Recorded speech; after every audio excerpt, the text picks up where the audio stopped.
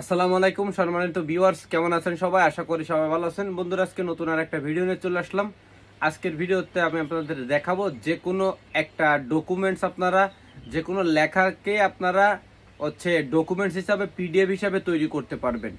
তো সাপোজ আমি আপনাদের বলি, ধরুন আপনি একটা লেখা হাতে কলমে লিখছেন, ঠিক আছে? তো এইটা যে কোনো সময় ছিঁড়ে যেতে পারে বা হারায় যেতে পারে। অনেক সময় আমরা মোবাইলে ছবি তুলে রাখি, কিন্তু ছবিও কিন্তু তেমন একটা ভালো হয় না। তবে আমরা যদি ফটো টু পিডিএফ স্ক্যানিং করি বা ডকুমেন্টস তৈরি করে যদি আমরা ফোনে রেখে দিই বা আমাদের জিমেইল বা অন্য কোনো জায়গায় রেখে দিই, তাহলে কিন্তু এটা নষ্ট হওয়ার সম্ভাবনা থাকবে না। তো বন্ধুরা, আজকের আপনাদের আমি দেখাবো যে কোনো লেখা বা যে কোনো আইডি কার্ডটা আপনারা পিডিএফ তৈরি করে নিতে পারবেন আপনার হাতে থাকা স্মার্টফোন দিয়ে। তো এটা কিন্তু আমি আজকে দেখাবো আইফোন দিয়ে। এছাড়া কিন্তু আগেও একটা ভিডিও আপলোড করা আছে, সেটা আমি অ্যান্ড্রয়েড ফোন দিয়ে দেখাইছিলাম, কিন্তু আজকেরটা আইফোন দিয়ে। আপনারা আইফোনে কোন অ্যাপসের মাধ্যমে আপনারা যে কোনো লেখা বা যে কোনো কিছুকে স্ক্যানিং করে আপনারা পিডিএফ আকারে তৈরি করে আপনাদের ড্রাইভে, হোয়াটসঅ্যাপে বিভিন্ন জায়গায় শেয়ার করে রাখতে পারবেন। তো এই ধরনের নতুন নতুন ভিডিও দেখার জন্য অবশ্যই চ্যানেলটা সাবস্ক্রাইব করে রাখবেন। তো আমি চলে যাচ্ছি মোবাইল স্ক্রিনে, ওইখানে গিয়ে বিস্তারিত দেখাবো, অবশ্যই সাথে থাকবেন। হ্যালো বন্ধুরা, চলে আসলাম মোবাইল স্ক্রিনে। বন্ধুরা, আজকের আপনাদের আমি দেখাবো যে কোনো ফটো থেকে আপনারা কিভাবে পিডিএফ তৈরি করবেন।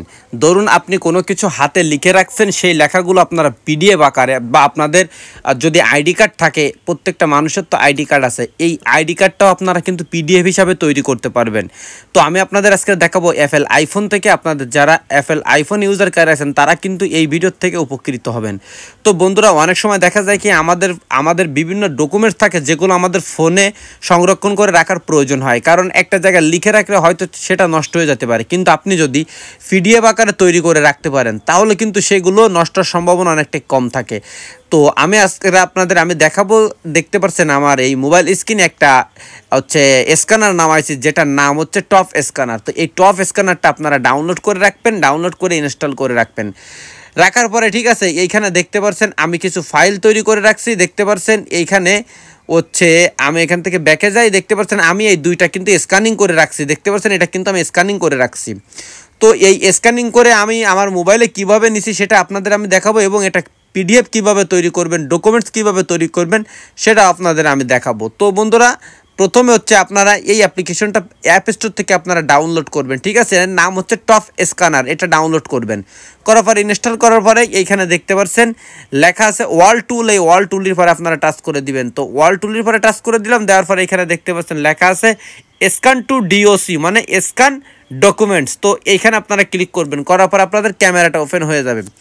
ওপেন হওয়ার পরে দেখতে পাচ্ছেন আমার এইখানে একটা বই কিন্তু আমি এখানে রেখে দিছি। এটাকে আমি যদি স্ক্যানিং করি, এইখানে আমি একটা ছবি হিসাবে একটা ক্লিক করব। তো এই ছবি হিসাবে ক্লিক করার পরে এটা কিন্তু অটোমেটিক স্ক্যানিং হয়ে যাবে, ঠিক আছে? এই যে স্ক্যানিং হয়ে গেল এবং একদম সুন্দর ক্লিয়ার চলে আসছে। কিন্তু এখান থেকে চাইলে আপনারা আপনাদের কালারও চয়েস করে নিতে পারবেন। তো আমি এইখান থেকে এই কালারটা দিচ্ছি, দেওয়ার পরে এটা কিন্তু আমি ব্রাইটনেস বাড়াতে পারবো, কমাতে পারবো। দেখতে পাচ্ছেন এখান থেকে বাড়ানো কমানো যাচ্ছে এবং লেখার কালারগুলো কিন্তু আরও সুন্দর হচ্ছে, ডিপ হচ্ছে। তো এটা চাইলে আপনারা বিভিন্ন আকারে, এটা কিন্তু একটা বই, আমি কিন্তু একটা বই থেকে ছবিটা উঠাইছি। এক্ষেত্রে আপনারা কিন্তু হাতের লেখা যে কোনো খাতায় বিভিন্ন হিসাব কিতাব আপনারা কিন্তু এভাবে রাখতে পারবেন, বা প্রয়োজনীয় গুরুত্বপূর্ণ কোনো পেপারস। তো আপনারা কি করবেন, এটা এখানে সেভ করে দিবেন। সেভ করে দেওয়ার পরে এটা কিন্তু সেভ হয়ে যাবে। এখন এটা দিয়ে কিন্তু আপনারা পিডিএফও তৈরি করে নিতে পারবেন। পিডিএফ তৈরি করতে গেলে কি করতে হবে, যে কোনো লেখাকে আপনারা পিডিএফ তৈরি করতে হলে ওই লেখার ফটোটা কিন্তু আপনাদের গ্যালারিতে তুলে নিতে হবে। তো আমার গ্যালারিতে একটা ফটো তোলা আছে, এখান থেকে কিন্তু আপনাদের আমি পিডিএফ তৈরি করে দেখাবো।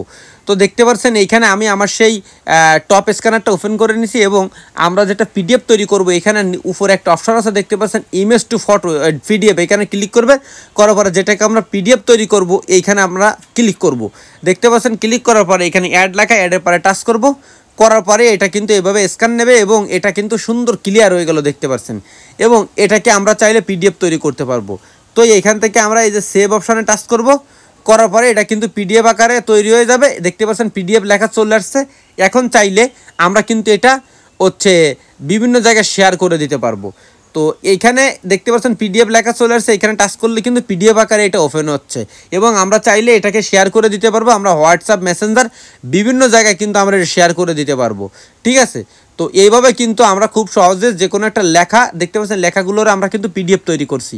যে কোনো লেখা যে কোনো ডকুমেন্টস আকারে আপনারা রেখে দিতে পারবেন এবং এগুলো কিন্তু পরবর্তীতে আপনাদের গুগল ড্রাইভে বা বিভিন্ন জায়গায় আপনারা কিন্তু এটা শেয়ার করে দিতে পারবেন। ঠিক আছে, তো বন্ধুরা এই ছিল কিন্তু আজকের মূল ভিডিও। যদি ভিডিওটা ভালো লাগে অবশ্যই লাইক করবেন, যদি সম্ভব হয় ভিডিওটা শেয়ার করে দিবেন। তো আমি আজকের মতন এখানে ভিডিওটা শেষ করছি। নতুন কোনো ভিডিও আবার সাজানোর চেষ্টা করব। ততক্ষণ সবাই ভালো থাকবেন, সুন্দর থাকবেন। আসসালামু আলাইকুম।